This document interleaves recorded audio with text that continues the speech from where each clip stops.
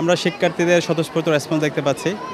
আমরা এই যে আজকে নির্বাচনের মাধ্যমে জুলাই বিজয় হবে, শহীদের আকাঙ্ক্ষা বিজয় হবে, আমরা সে প্রত্যাশা রাখছি এবং ঐক্যবদ্ধ শিক্ষার্থী জোটের ওপরে শিক্ষার্থীরা আস্থা রাখবে, আমরা সেই বিশ্বাসে রাখি। আমরা ইতিমধ্যে বলেছি যে সমস্ত আচরণবিধি লঙ্ঘন হয়েছে, বিশেষ করে 100 মিটারের মধ্যে স্লিপ দেওয়া, সেটা নিষেধ আছে।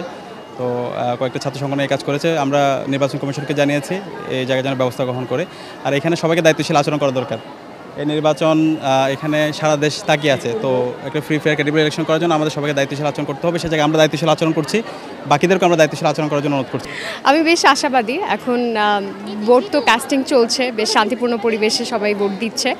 এইভাবে যদি বাকি দিনটা চলে, ইনশাল্লাহ আমি আশা করছি যে আমি হয়তো জয়ী হব।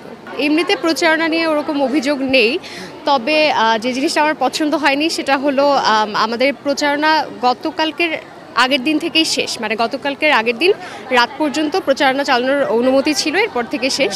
কিন্তু এখানে দেখা যাচ্ছে যে অনেকে মুখে এসে বলে যায়, ও দ্যাটস ফাইন, ওকে রিমাইন্ডার দিয়ে যাচ্ছে, কিন্তু টোকেন দিয়ে যাচ্ছে, পোস্টার দিয়ে যাচ্ছে। আমি কয়েকজনকে বললাম যে এটা তো অ্যালাউড না, আপনারা কেন করছেন? তখন বলে যে না, এটা তো অ্যালাউড, আপনাদেরকে আর বিরক্ত করবো না, আজকেই শেষ দিন। আমি তো জানি বাবা, কিন্তু এই কাজটা করা ঠিক হচ্ছে বলে আমি মনে করি না। আবার দেখা যাচ্ছে সব কিছু আবার নোংরা হয়ে যাচ্ছে। প্রদর্শন করে ভোট চাওয়ার কোনো যে বিষয়গুলো রয়েছে সেগুলো কি কোনোভাবে করা যায় কিনা তারা বলেছেন না, সুস্পষ্টভাবে ভোট সম্পন্ন হতে পারে সেই বিষয়টি তারা দেখভাল করছেন। আপনাদেরকে আবার জানিয়ে রাখি যে 8টা থেকে কিন্তু তাদের অধিকার সচেতন এবং তাদের যে অধিকারের জন্য যারা কথা বলবেন তার চেষ্টা তাদের পছন্দের প্রার্থীকে ভোট দিতে পারবে।